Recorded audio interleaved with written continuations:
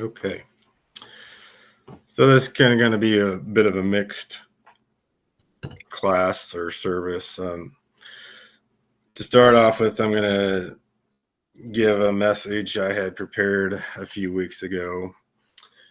And then after that, I'm going to give a little bit of a testimony, and then I'm going to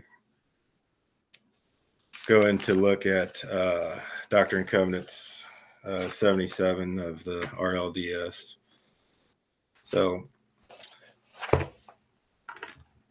shall we start? This message was pulled from the book of Haggai. So I'll just begin here, and you can, if you want to open your Bibles, I'm not going through verse by verse. I do mention a few verses. So if you want to look those up as we go along, please do so. All right. So we enter into the record of Haggai some 16 years after the Lord's people had returned to Judea from exile, where they had received commandment to rebuild his temple. The Lord, through Haggai, speaks to the leadership of Judah. Zerubbabel, the ruler who was through the lineage of David, and also Joshua, the high priest. Surely the message that they received would have made it to the people, to the common folk. The Lord said in verse 2 of chapter 1, "This people say, the time has not come, the time that the Lord's house should be built." And to that the Lord said in verse 4, "Is it time for you, O ye, to dwell in your sealed houses, and this house lie waste?" He also says in verse 5, "Consider your ways." So you all know me by now and how I operate. I tend to have to relate the Lord's words from the past to our situation today.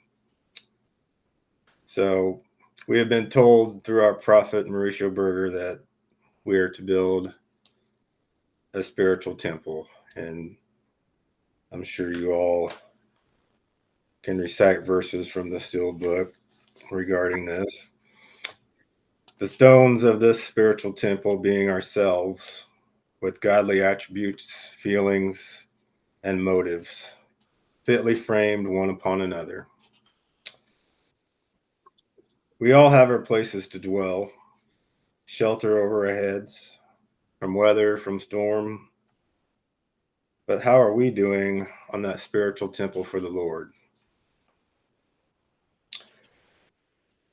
We have also been told through our latter-day prophet that we are to build up the united order, and with it, the places, or for now, the place of refuge, through our obedience to the laws of God, including tithing and keeping of the Lord's day.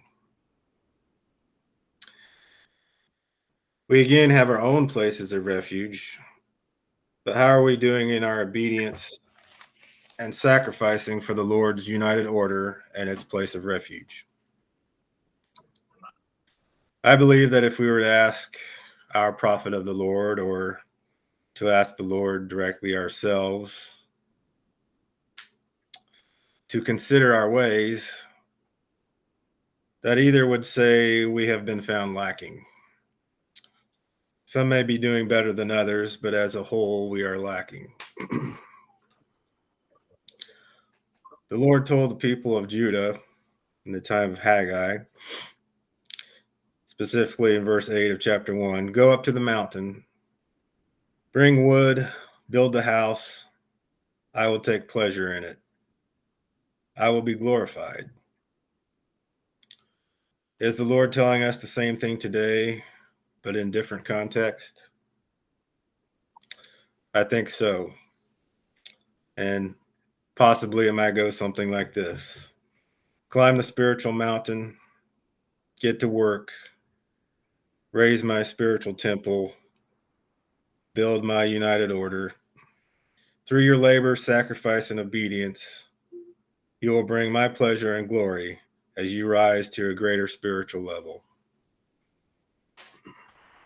The people at the time of Haggai obeyed the Lord. And as it says in verse 12 of chapter 1, they did fear before the Lord. And the Lord's response was the words from verse 13, I am with you. And to cause the spirits of the people to be, as verse 14 says, stirred up to work on the temple. Should we expect anything less if we faithfully obey in fear before the Lord in our day? From the day that we turn our hearts and minds permanently to the Lord's work, his promise will be, as it says in verse 19 of chapter 2, which goes, is the seed yet in the barn, yet the vine, the fig tree, the pomegranate, the olive tree, hath not brought forth? From this day will I bless you. So he's saying, when you will be turned to serve me, or when we will be turned to serve him, you will see the flood of blessings that I will rain down upon you. The Lord also provides comfort to his people in the day of Haggai when they question. They question if the appearance of the work they are doing would even be as a fraction of the former temple. He says to them in chapter 2, verse 4, be strong and work, for I am with you. Verse 5 of chapter 2, he says, according to that I covenanted when you came out of Egypt, my spirit remaineth among you. Fear ye not. So the Lord gives great empowerment, and that continues. Verse 6 of chapter 2, he says, a little while, and I will shake the heavens and the earth. I will shake all nations. Verse 7, the desire of all nations shall come. I will fill this house with glory. Verse 9, the glory of this latter house shall be greater than the former.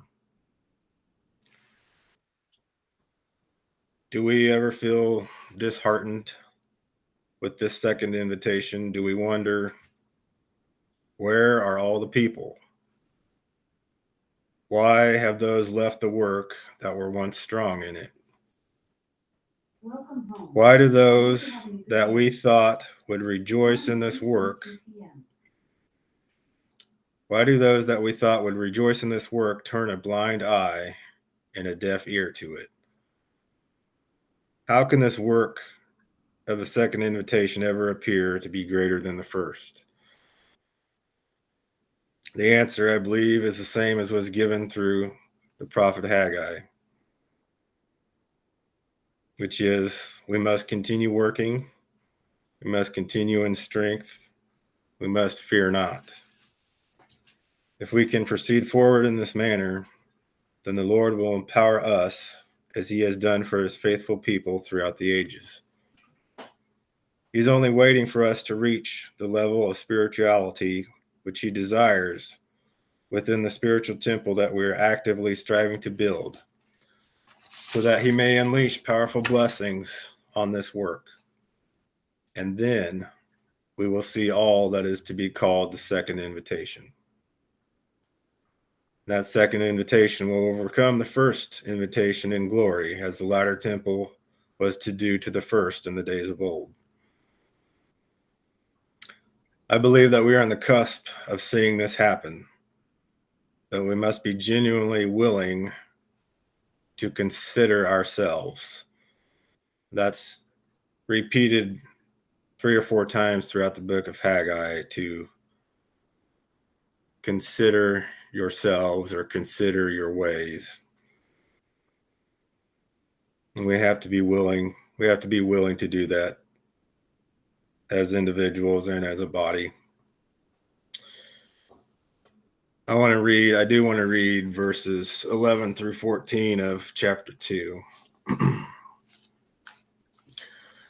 Thus saith the Lord of hosts, ask now the priests concerning the law, saying, if one bear holy flesh in the skirt of his garment, and with his skirt do touch bread, or pottage, or wine, or oil, or any meat, shall it be holy? And the priest answered and said, no.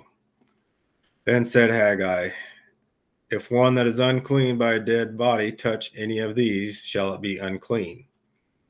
And the priest answered and said, it shall be unclean. Then answered Haggai and said, so is this people, and so is this nation before me, saith the Lord. And so is every work of their hands, and that which they offer there is unclean.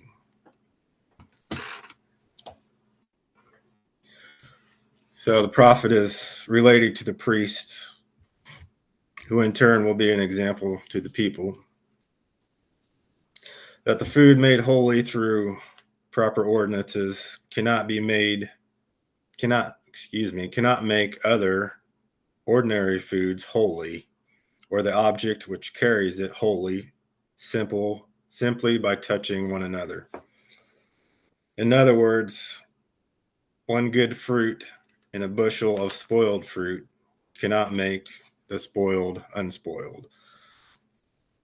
I can't make my neighbor repent and come nearer the Lord. I can only do that for myself, and my neighbor for himself or herself.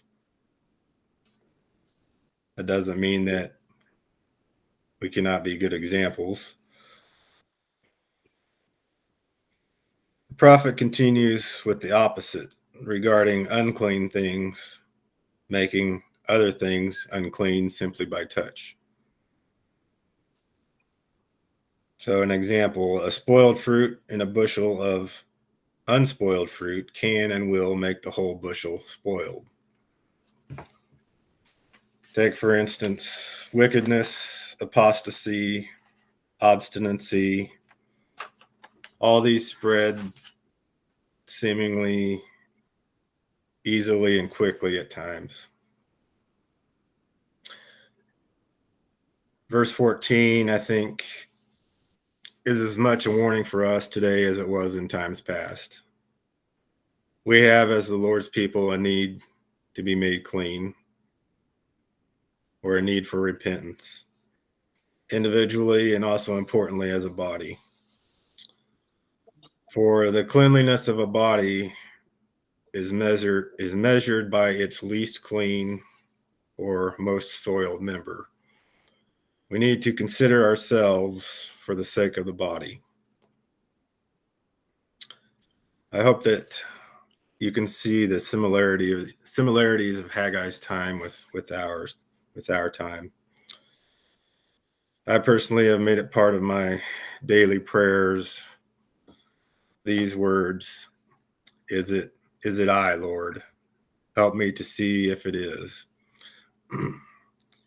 I encourage you to do the same, because the Lord wants to use us as a sign to the nations, as he wanted to make Zerubbabel a signet, chosen for a noble purpose, chosen to show God's work to the world. Zion.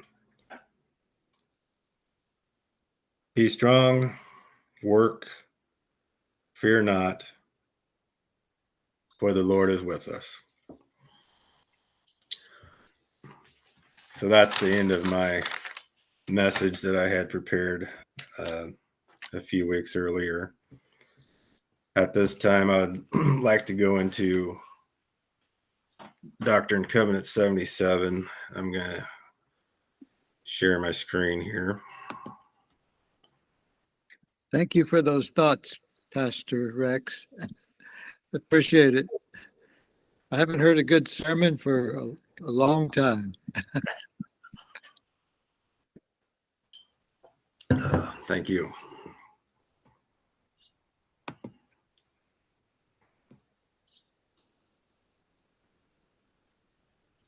All right. So can you all see that? I'm trying to Hopefully you can see section 77 here.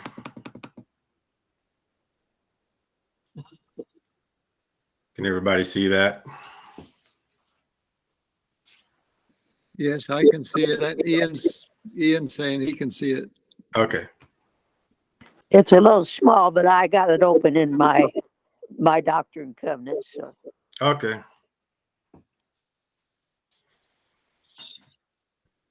So this would be section 78 in LDS. And this particular PDF that I have doesn't have the headings, but anyway.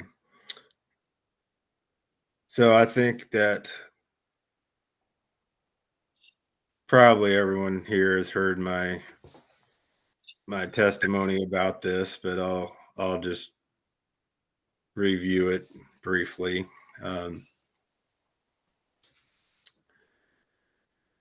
So we had the sealed book for some time, and I had, of course, been able to read through it and learn about the United Order, and try to wrap my mind around what that meant.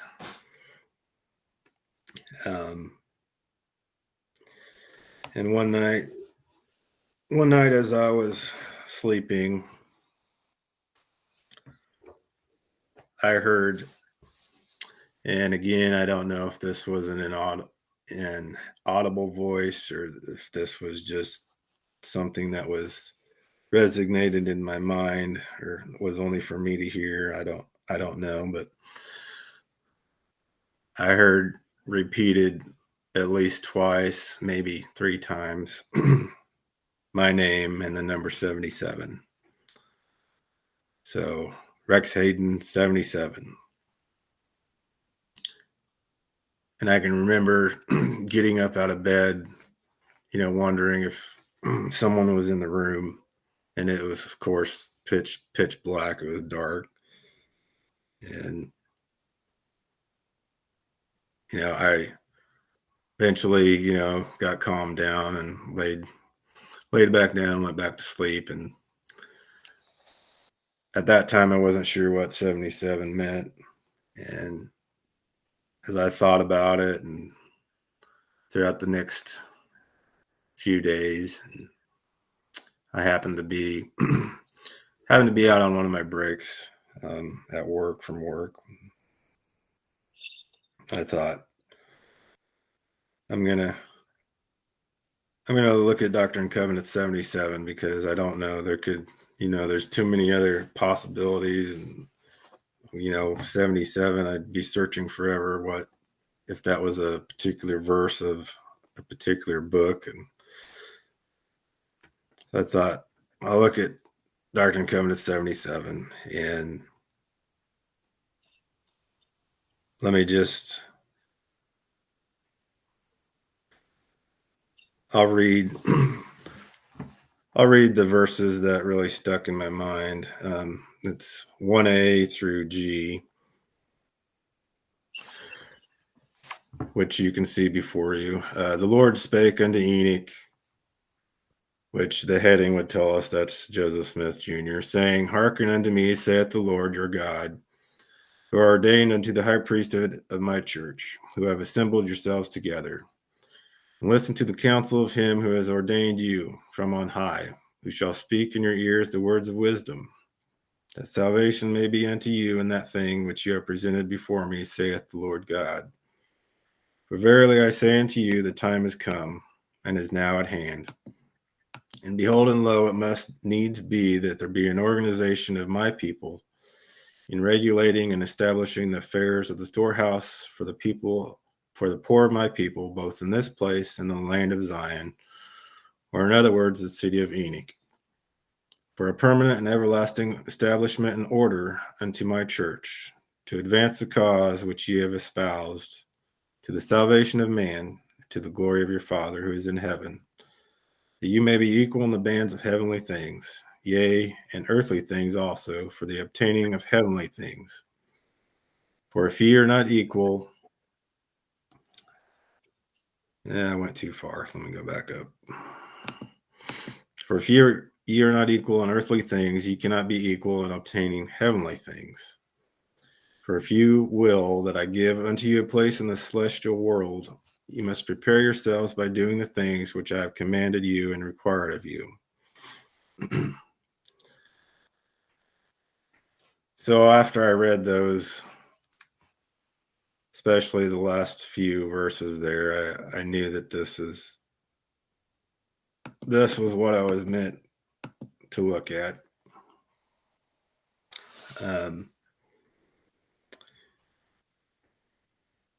You could say that my mind was blown,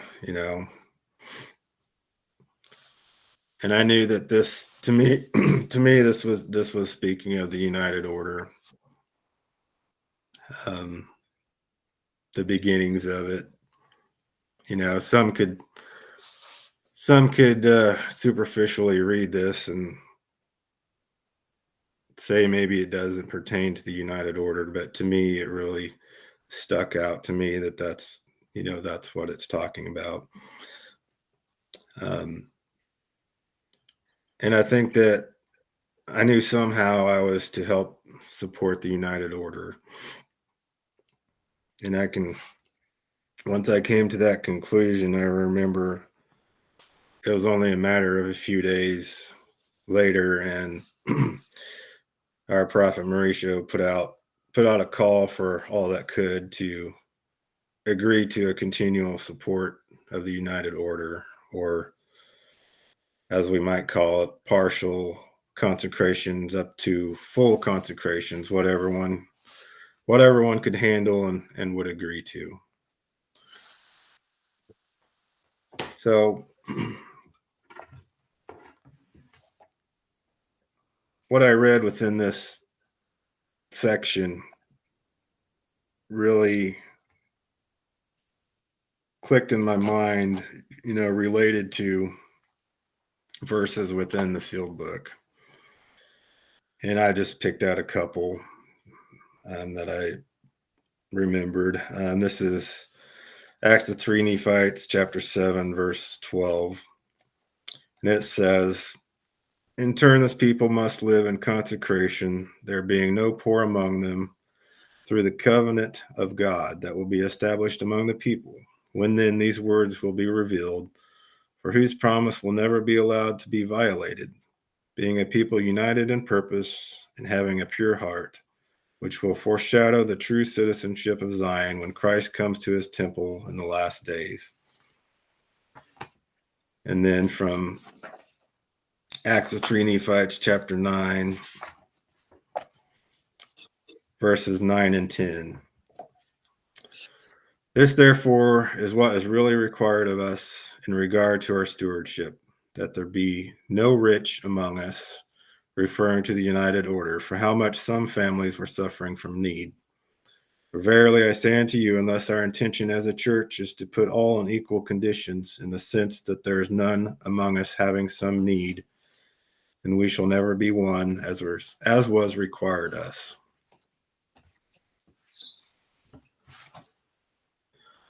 So I really tied, in my mind,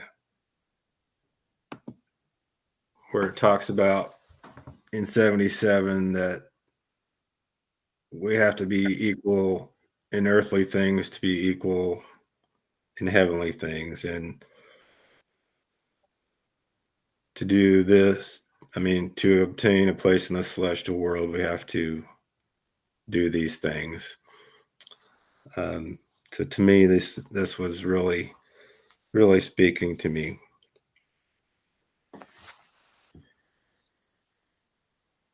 So I'm going to continue to comment on specific verses, but if there's anyone else who wants to comment on any of these verses, they can feel free to.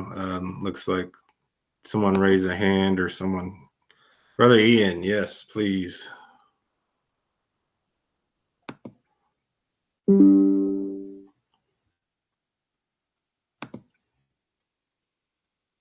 Yeah, sorry. Yeah, it doesn't change the message, but the LDS 78, instead of Enoch, it says Joseph Smith Jr. Yes.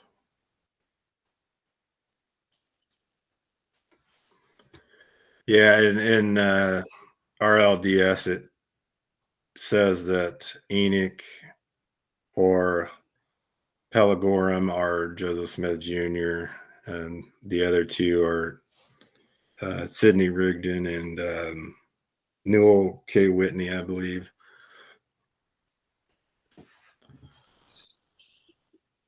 Yeah, I believe it also says in LDS that some of the wording was changed from I'm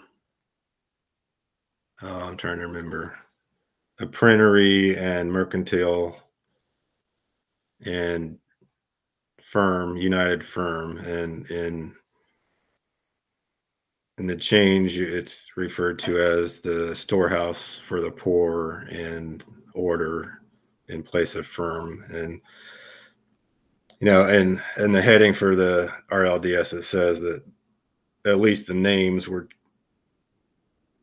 placed there to protect the church from its enemies. And I think that probably the same it was the same reason that those certain terms were changed, possibly.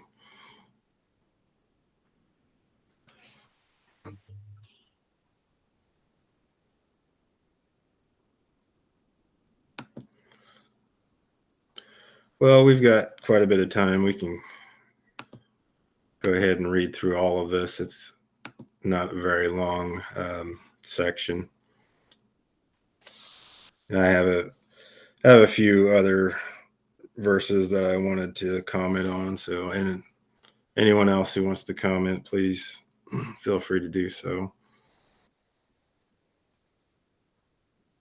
So 2a says, "And now verily thus saith the Lord, it is expedient that all things be done unto my glory, that ye should, who are joined together in this order, or in other words, that my servant Ahashdah and my servant Gezalim, or Enoch and my servant Pelagorum, sit in council with the saints which are in Zion. Otherwise Satan seeketh to turn their hearts away from the truth, that they become blinded and understand not the things which are prepared for them. Wherefore a commandment I give unto you, to prepare and organize yourselves by a bond or everlasting covenant that cannot be broken."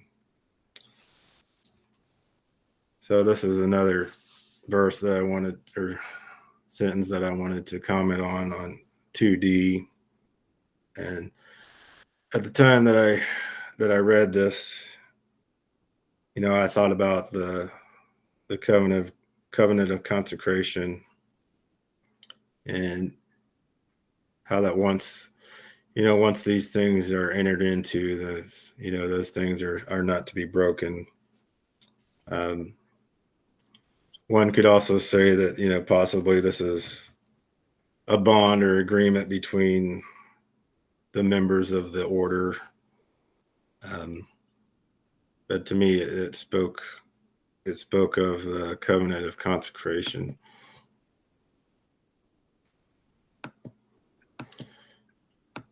And this is still section 77. I don't know why it has 78 on there.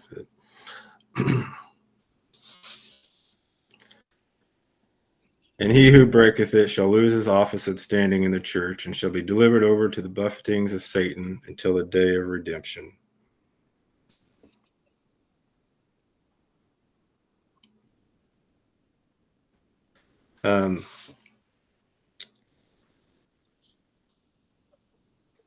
To me, I understood this, at least for me personally, that if I was to break the agreement, the level that I had agreed to support the United Order, that basically I was putting myself under condemnation.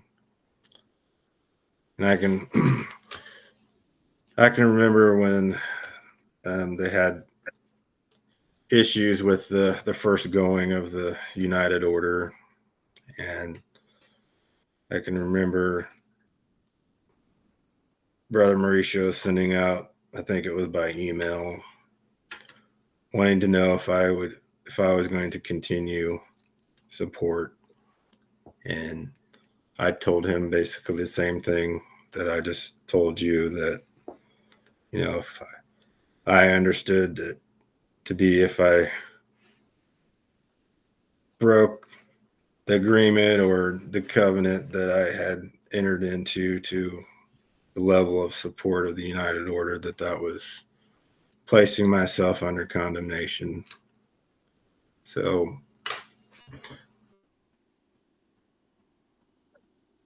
you may get the idea that I do not take this lightly, and you would be right. So behold, this is the preparation wherewith I prepare you, and the foundation and the ensample which I give unto you, whereby you may accomplish the commandments which you are given. So I want to read C and D here, and then I want to comment on those too. But through my providence, notwithstanding the tribulation which shall descend upon you, that the church may stand independent above all other creatures beneath the celestial world. And as I read this lately, I've read through this, several times this week, and trying to gather my thoughts. And, those two really stuck out to me as, similar to how the place of refuge through the United Order will stand. It will stand through and after the tribulation that will come. And it's not a question of if it will come. It's just when it will come. And, it says the church may stand independent above all other creatures. I thought, what a similarity the place of refuge is to those two verses, C and D.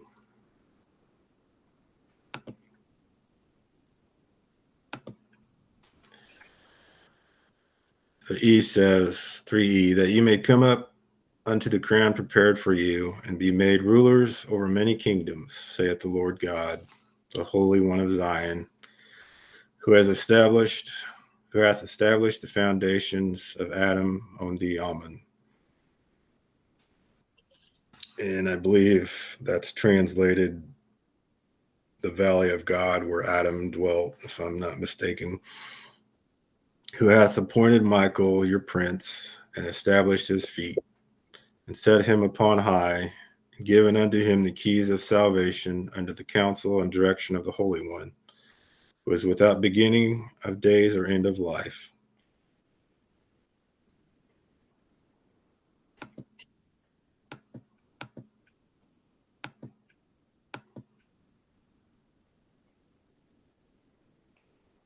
So if anyone wants to comment on anything so far, please do so. Otherwise, I'm going to read 4A through E and make some comments on those.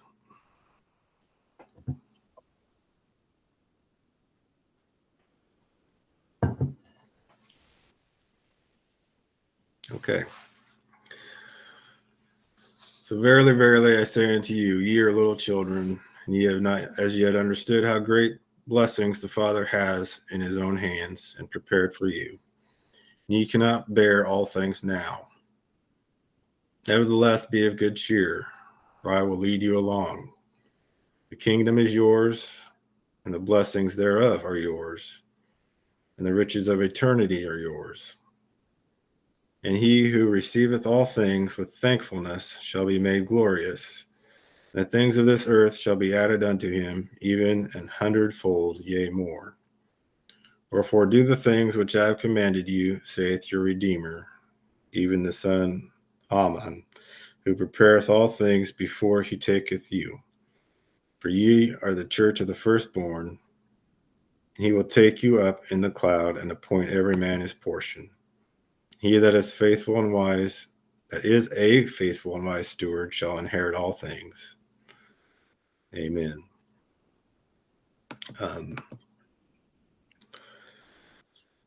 So we can see here the wonderful promises to the faithful, to the thankful, and to the wise. And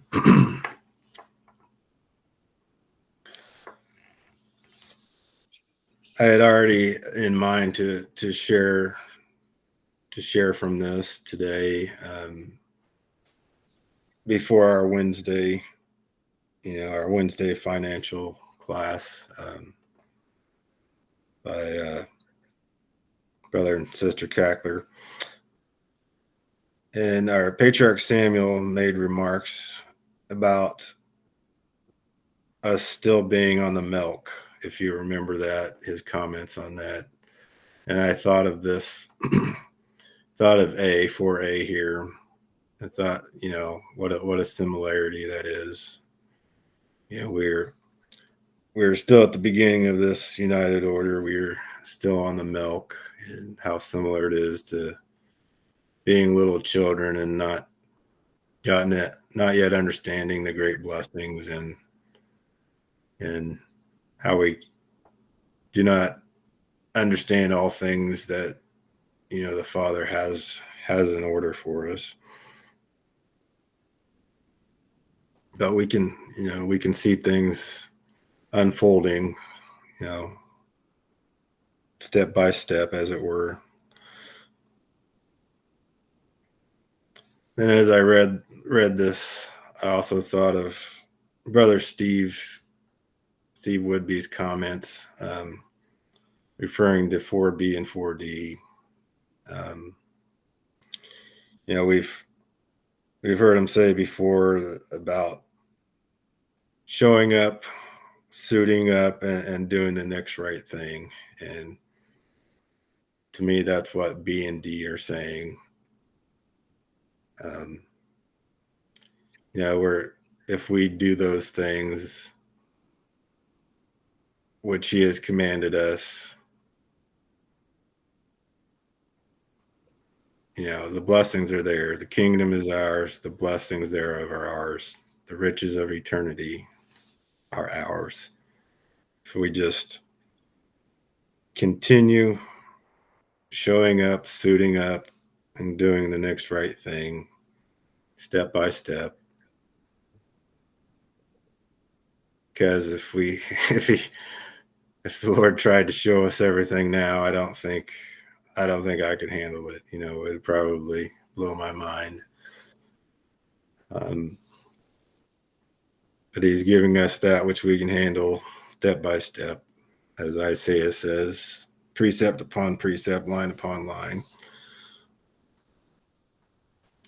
Then also in the Wednesday meeting, Sister Renee quoted from verse 4c. And I thought, wow, yeah, I've definitely got, I'm definitely being led to share from this. I can remember at the time of the meeting, I was going to comment about this, but it was a bit out of context, so I decided I wouldn't comment about it. But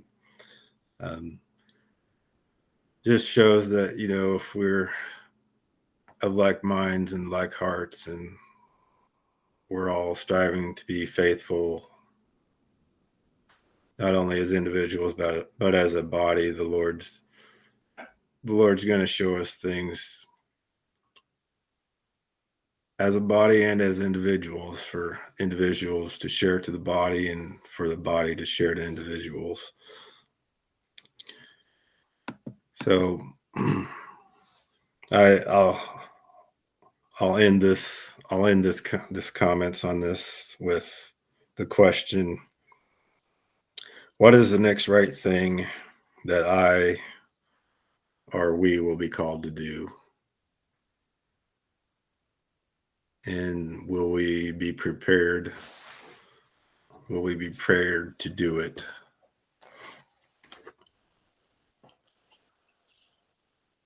So I would open up to any comments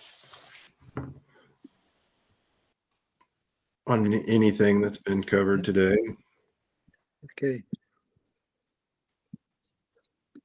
I'm trying to find my hand. I don't know if you can see it. I hear you, so go ahead. All right. Nevertheless, okay. You know, you're asking hard questions. So, but I'm glad you are, because, you know, we have to decide about commitment. We have to decide if we have that which is in us to honor a covenant, and we have to decide if our present situations are worth hanging on to, or do we strive for a better world for our children? Yeah. Yeah. What's the next right thing? I don't know. What's coming to mind is preparing for judgment, because the Lord has said over and over again, you know, that judgment's coming, and we are either going to be recipients of that judgment, or we're going to be, or we take and heed the counsel that's been given us and assist in building the ark. So, yeah, to me, the next right thing's obvious, but as you've been saying,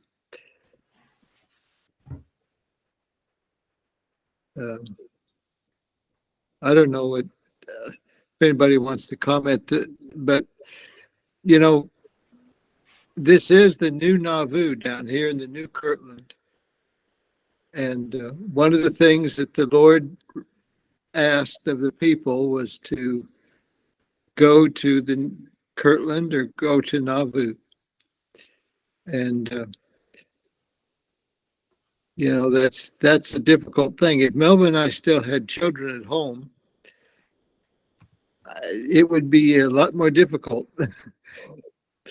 But being us both retired and not having to care for the needs of our children, now they have their own families and have their own children, it's easier for us to pack up and say, okay, we're going, which we did. It's like, how do you move a family down here? That, you know, we don't speak the language, you know, the school systems are different. You know, all that there has to be answers for all that. But, you know, I agree that, you know, a revelation is going to be coming out here. It's whenever Mauricio releases it, but he received it in August of this year, and there's a phrase in there that says that the Lord picked Brazil. Well, we already knew this, to build the spiritual temple, but this revelation says that this is the place that my people are to gather to worship me. And you know, that requires some big decisions in our lives. And so, yeah, I know the next right thing is not, oh boy. You know, you can kind of relate to some of the people that maybe the pilgrims that got on the boat, those, what, 3 boats, whoever they were, 1 boat, whatever it was. And there was no going back. You know, many of them died en route, and then a lot of them more died after they got here or got to America. You know, any kind of experience like that. Nephi, Sarah, when Lehi said to Sarah, "Well, we're going to pack up our camels and we're going to leave town," she said, "What?" Well, she probably knew, but you know, there was no looking back on that either. There was a few people who, you know, history remembers as valiant in their faith and their commitment, and we reap the benefit of it. You know, there probably wouldn't be any Book of Mormon today if Sarah and Lehi, or Sariah and Sarah, and her name got changed, didn't it? Whenever, but anyway, she if they decided not to go, I don't know. I don't know, Rex. The next right thing. I'm all for getting on the bus and getting it done, but yeah, my situation is different than yours because I'm at the end of my tenure here, and you're right in the middle of it. but there will be a solution, you know, and there will be a means. But you know, I think we're desiring greater results than the first invitation achieved. So it's going to require perhaps a greater commitment and resolve. And but the Lord's given us some, and I don't know how much, but I think there's a lot of things we could do. Like if you're interested in coming to Brazil, come for a visit. Come to the next conference, which is, I believe, the last I've heard, it's in June, although we don't have a date. And by June, the conference center will be completed, according to Mauricio's estimates, that he's going to start that soon. So there's a place to meet. And so that's a good place to start, is to come for a visit and go from there, you know. So maybe that's the next right thing. Come for a visit. Yeah, I'd love to be able to talk my wife into visiting as well, but I don't know if she's ready for that yet. We'll see. Brother Ian.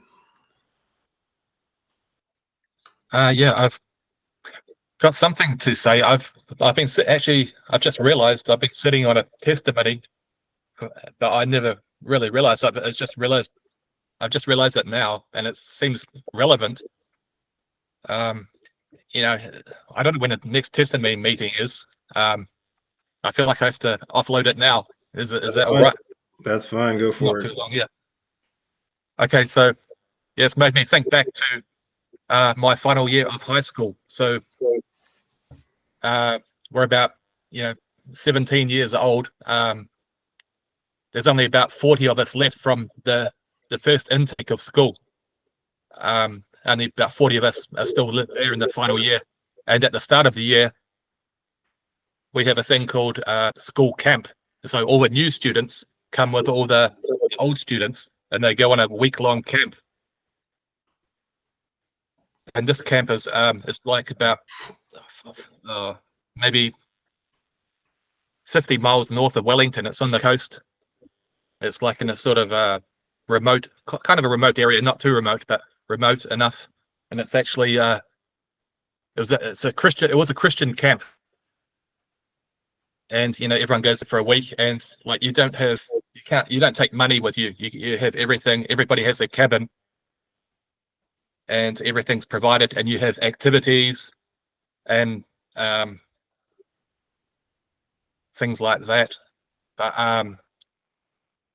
yeah, at the start of the year, because it's right at the start of the year, you fill out all your forms, and you get told everything for the year. And at the same, then next thing you do is you go off to camp, and it's like in summer. So and that year, when we were all sitting around being talked to by our teacher, then he says, "Oh, we got an exchange student," and it turns out the exchange student was from Brazil. So he came in, and we got this exchange student from Brazil. And then he came to the camp with us, and I'm thinking now the camp, it just seems like what the place of refuge, what it could be like, and he really added to the spirit of the whole group. And by the end of the week, everybody comes back from camp. We come back to the real world. Everybody's thinking, "Oh, we wish we could just go back to camp," we didn't have our own money or anything, but everyone had such a great time. What else can I? Yeah, and the camp was called, the name of the camp was called El Rancho. Yeah, it's like Spanish. It's not Portuguese, but it's sort of this theme. The El Rancho. I'm sure rancho was probably a word in Portuguese. I'm thinking that now. It's prepared me early to show me how this could work, how the spirit could work in it. People would think, oh, you have to go to like a camp in the middle of nowhere in a cabin, and they think, oh, I don't want to leave my life here to go and do that.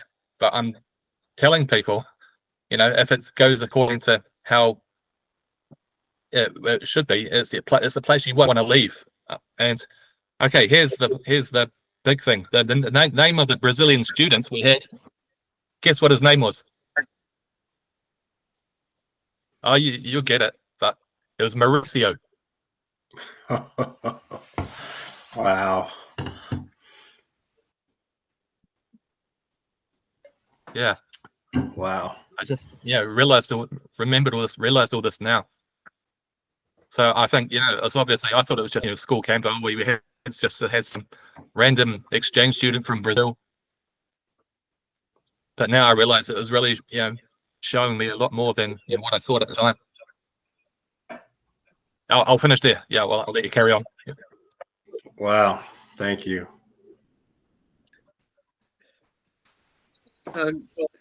Ian's got to have the prize for the most interesting and timely testimonies.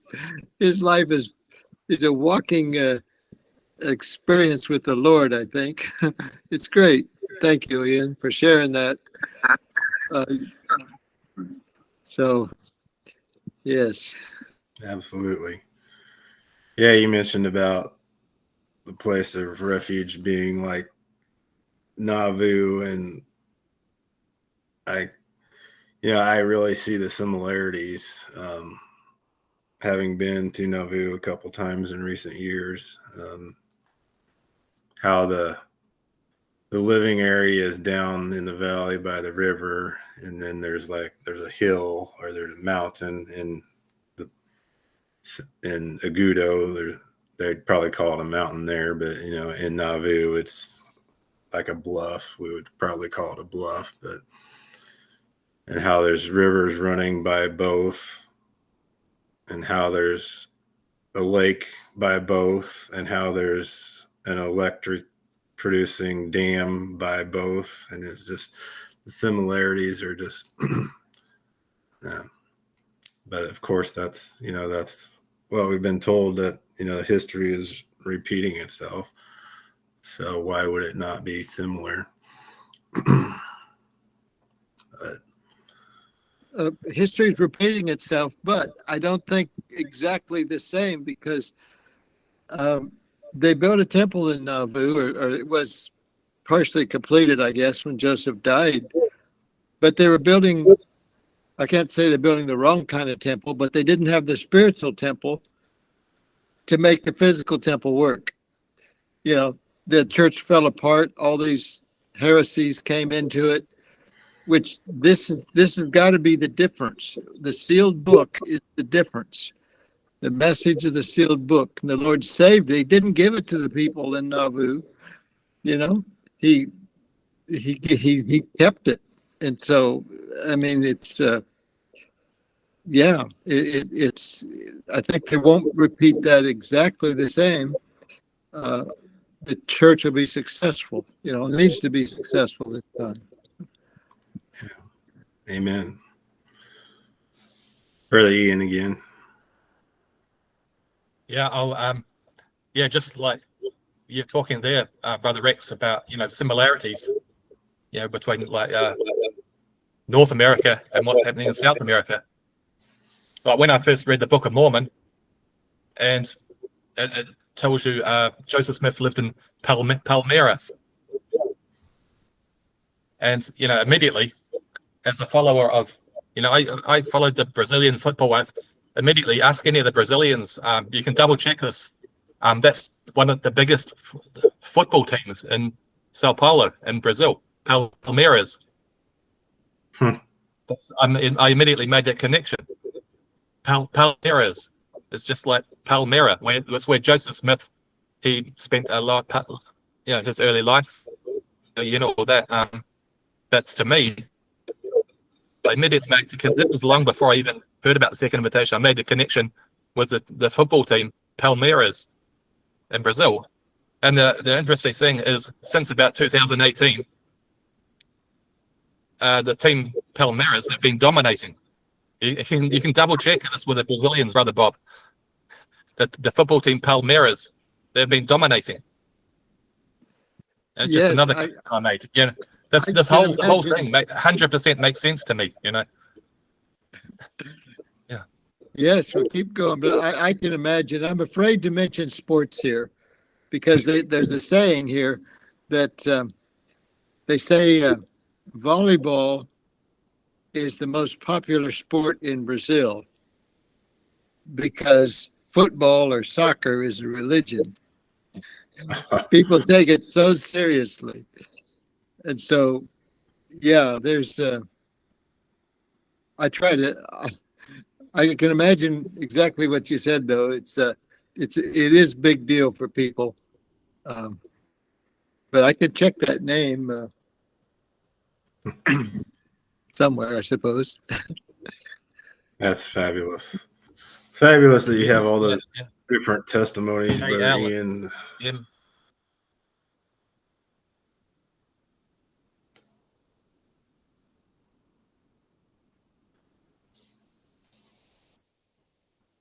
Well, we've got a few minutes here. Oh, go ahead. That team is like, because that's when the sealed book came out around 2018, and that's when that team started to dominate. I'm pretty sure I've got it right. You can double check. Palmyra, there's like a new Palmyra in Brazil. That's the way I see it. Yeah. Yeah.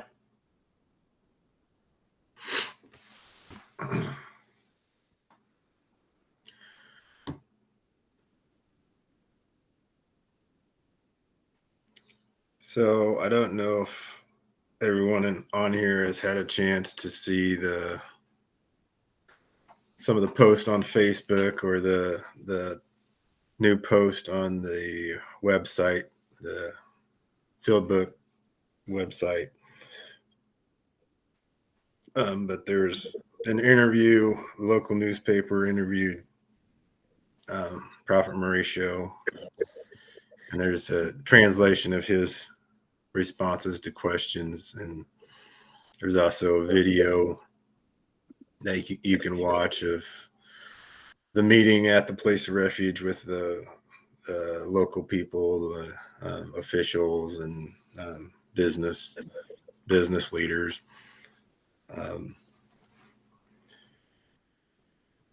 But I thought for those of you that hadn't read this yet, that I could share Brother Mauricio's responses to the newspapers, the newspaper questions.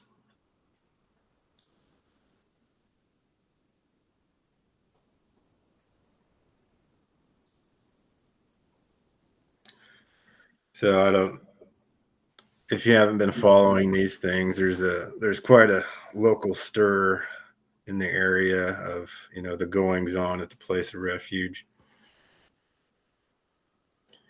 And let me just read this. It says, find out who are in the pretensions of the Mormons of the sealed book. And I first read this, I thought, this would be really great to share with people who haven't heard about the second invitation or the sealed book, or those that maybe have brief knowledge of it. But it says, with the aim of clarifying speculations that have been circulating in the municipality of Agudo in recent months about the presence of religious leaders and projects that would take place within the municipality, in the locality of Nova Omia, I'm probably not pronouncing that correctly, close to the dam at the plant Dona Francisca. The journal Cicades do Vale, I'm probably butchering that, contacted Mauricio Arterberger, the main leader of the Mormons of the Sealed Book. He is called a prophet of the organization that has the support of international investors. The organization's present leaders are also the President Patriarch Samuel Shule Gould, First Presidency Counselor Shuav Dinmiati, and Second Presidency Counselor John Steve Woodby. It is worth noting that Mauricio and the other leaders have already met with the mayor of Agudo, Luis Enrique Cattell, to talk about the intentions. According to Cattell, anything that contributes to Agudo's progress will be welcome. When we became aware we got on agenda with them, we went to a lunch in Nova Omia and found out about the project. We are in favor of everything that comes to the development of our city, and whatever is possible, we will support. Striving for legality, we will be partners, he stated. So that sounds very promising. So these are Mauricio's responses. The questions first and then the responses. What is and do Mormons of the Sealed Book preach? He says, we Sealed Book Mormons are headquartered in Independence, Missouri, and the main message to be preached by our missionaries, in addition to the Bible and the Book of Mormon, is found in the pages of the Sealed Book of Mormon, whose words reveal that the essence, one of God's gifts, are the good feelings that still exist in human hearts. The next question is, who are the Mormons who chose Agudo to invest? The project creators. His response, the Mormons of the Sealed Book are a Christian people who exist for the purpose of communicating in word and deed a special message about Jesus Christ. The creators of the project are those who are commissioned by God through his prophet today to continue the restoration of the gospel that began with the prophet Joseph Smith Jr. in the mid-19th century. And another question is, what is the project for the dam region? What will be done? The project aims over the next 7 years to establish in the fourth colony the headquarters of the United Order, which is an organization of business people of our religion, whose academic institution intends to be an instrument of transformation in its members, in which methodology, creativity, and industriousness, whether at home among family members, in a cooperative community, or at a corporate level, both in urban and rural centers, a program capable of developing among its associates a culture of self-sufficiency, increasing and multiplying the individual resources of each integrated family, as well as the heritage of the sacred institution as an associate, in order to expand its borders and activities. So I thought that was a fantastic explanation of what the United Order is all about. I mean, if you would ask me to try to explain, I'd probably stumble over my words trying to get out what it was all about. So the next one's why acute. I'm not sure what that refers to, but Mormonism came into existence in the 19th century after the vision of a young man who was visited by celestial beings on a mountain near Manchester, Ontario County, New York, who gave him to translate an ancient record on golden plates, which gave rise to the Book of Mormon. However, there were parts of this record that were sealed, which he could not read and translate in his time. but he had to deliver the plates again to the same beings who visited him for the purpose of bringing these ancient records back in a future time, with the purpose of translating the part that had remained sealed. This prophetic event, awaited by Mormons around the world, occurred in 2007, 187 years later, and this took place on Morro Agudo, the city of Agudo, RS. This is why the Mormons of the Sealed Book, both from the US, USA, Europe, New Zealand, Australia, and other countries around the world, will from now on migrate to the surroundings of Agudo, the fourth colony and region. So the questions continue. How important is support from the City Hall? And these are things, me sitting here in Northwest Missouri, I never would have dawned on me to think about such things. But how is important is support from the City Hall?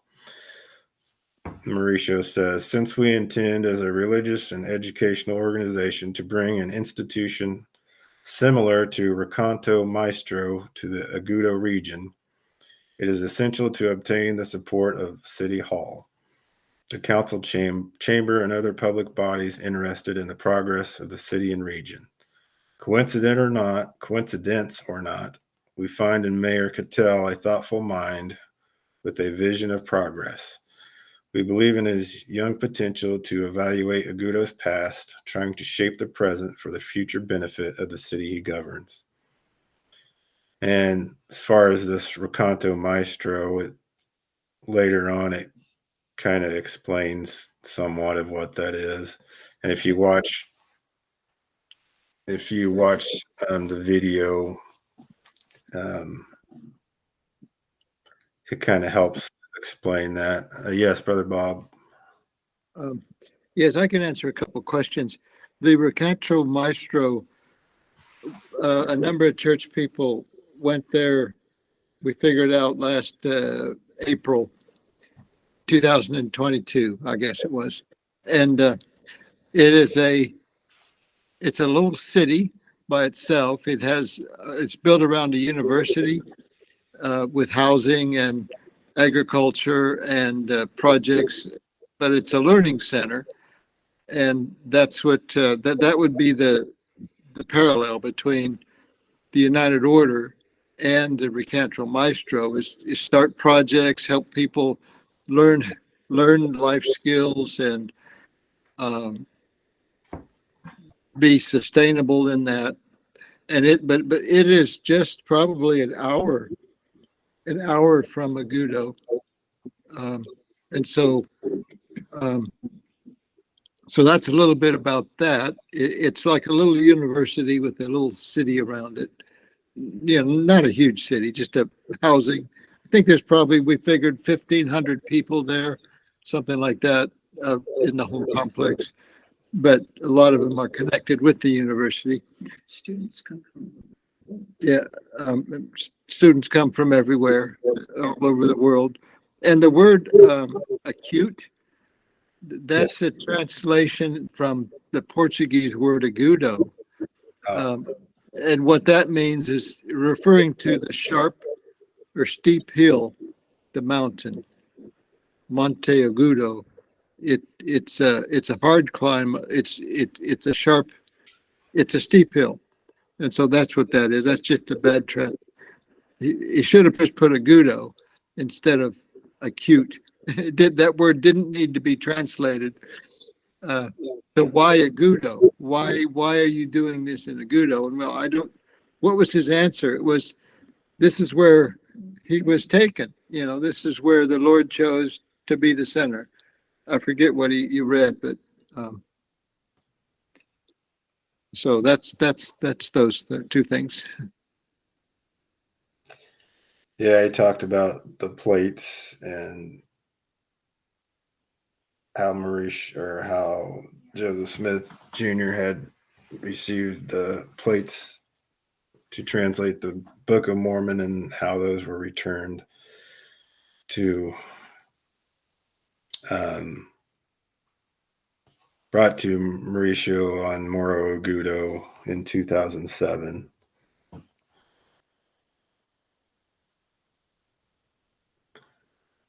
So another question is that this project, according to the informal conversation, is expected to deliver over a number of years.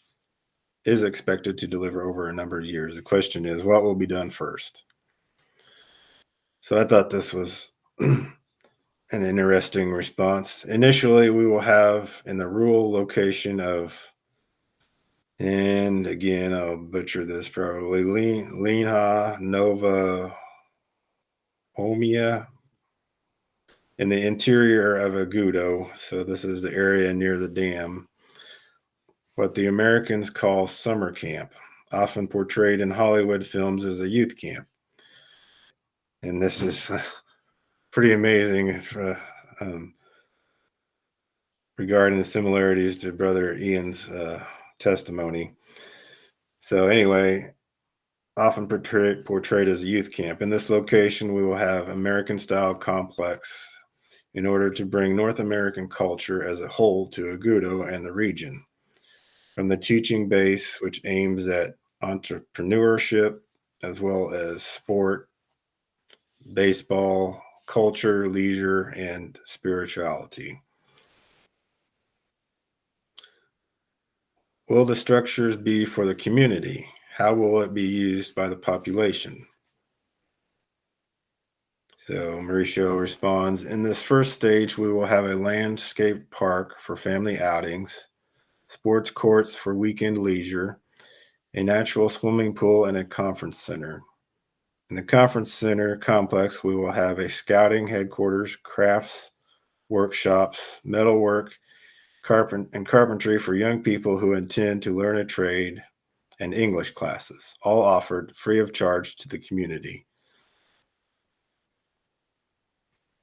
And again, it gives me a picture of Nauvoo, because they have, if you've been there, you can see metal work, you can see wagon making, wheel making, blacksmiths, shoe cobblers, even gunsmiths and printery, all, anyway, and it says it's all offered free of charge to the community. So we can see the enthusiasm of the locals. The next question, we talk about educational actions. What are the projects for this area? So this is where it goes into the Maestro Center, or corner, as it said. Just like Antonio Menughetti, who brought to Maestro Corner the creation of, onto psychology, which aims to know oneself, and consequently countless other academic resource or courses recognized by the Ministry of Education and Culture. We intend to establish a teaching methodology called by the Mormons of the Sealed Book as, and let me see if I can pronounce this, I'm not going to get it. I can't say it. Anyway, which aims at self-knowledge of mental, psychosomatic, and sentimental states, and consequently establish in the near future an academic complex similar to Recanto Maestro, and expand its facilities throughout the various countries where we are established. So that word I failed to pronounce means man, if you break it down, man and conscious emotion.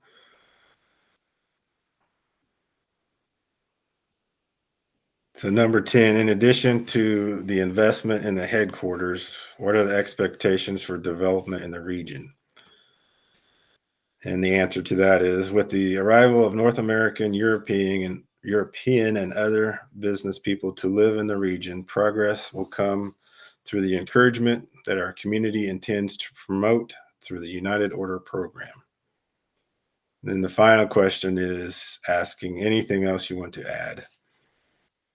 And Mauricio says, we Mormons of the Sealed Book invite everyone who wants to build an extraordinary life and transform their reality, thoughts, and feelings to join us on this journey that begins now. Oh, wow. Wow, what a way to finish the interview.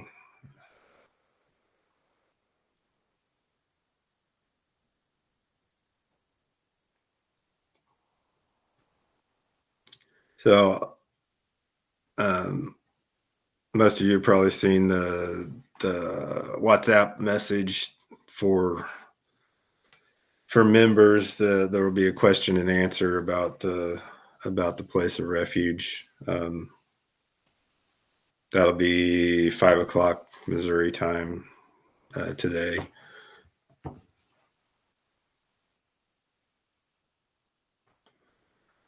So what do you think? Any comments on? Anyone have any comments on these?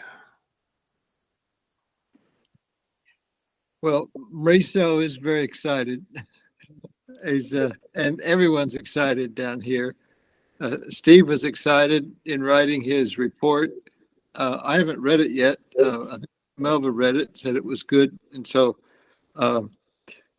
Steve wanted to, he was working on it. He was at the study center here, I don't know, a couple of days ago. And he sat at the table upstairs, put his head down, and he wrote for 3 hours straight on pieces of paper. He said he doesn't type. So he wrote it all out. And he said he wants to make sure everybody can participate in what happened at the barbecue, because that was like a pivotal event in the life of the church. And it was well received. The church was well received and on the good footing to go ahead. There's a couple of references you read in some of the things you read. Mauricio talked about the fourth colony. I'm not totally sure of why he's calling it that, but he's talking about more cities to follow Agudo. And the Lord even said in the Revelation that this place that Mauricio is setting up will be the example for all the others.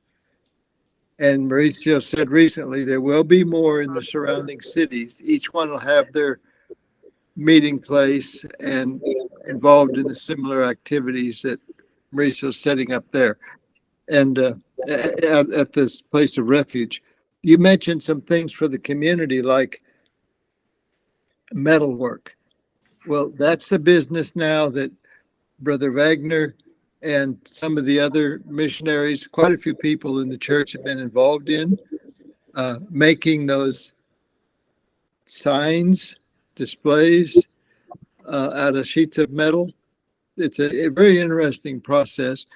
The carpentry, I believe, was there's already a man that's in the church or in the family that's a trained carpenter.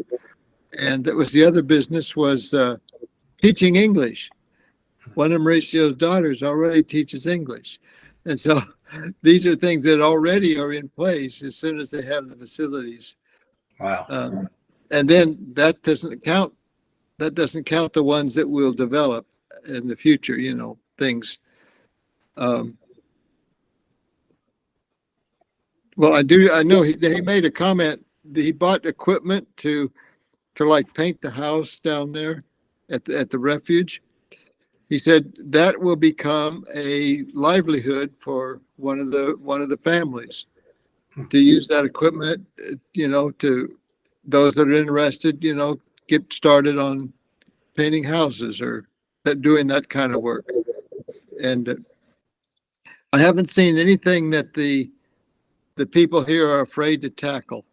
So as far as the trades or whatever you might call it.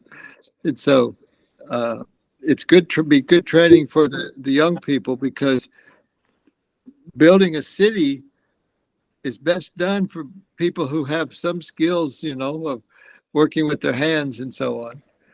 And so, and it's instead of a university per se training, I think, well, that might occur too, but we'll have the spiritual side, develop the spiritual training in the school of the prophets far beyond what anyone else has ever done, and develop livelihoods in a way that people can live, earn their living in this place that's chosen by God. So there is a lot of excitement here.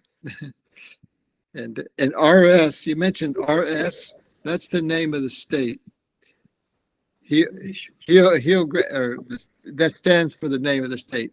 Rio Grande do Sul, or Rio Grande do Sul, Grand River, Great River of the South. And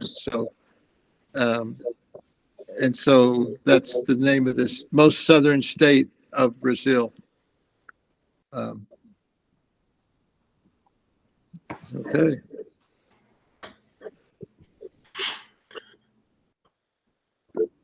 Brother Ian. Yeah, if I could just add to my testimony as well, about my school camp. It was at the start of my 5th year of school. I remember 5th year of high school. I remember my 4th year of high school. I had all sorts of depression going on. I didn't realize that. It just seemed like a very dark year. And my outlook on life was very negative. Quite dark, and I had some sort of problems with depression in that. Then the 5th year started, and this camp started, and snap your fingers like that. It was just gone. I just remember, just instantly the whole depression I had on the previous year was gone, and this shows me that there's going to be some healing going on at this camp. It's just going to happen naturally. I've finished there. Thanks. Yeah. Awesome. Marvelous testimony. Thank you.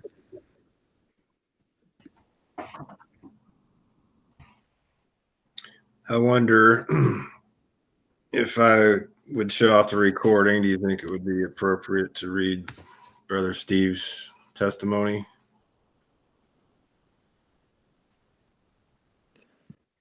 Oh, I would think so. Okay. I mean, if you're Awesome. asking me, so yeah, it's published now, or it's on the web. It's a download, right? He put it on the WhatsApp. I don't know if it's on the website yet. Yeah, I didn't. PDF. PDF. I'll go ahead and shut off the recording just in case.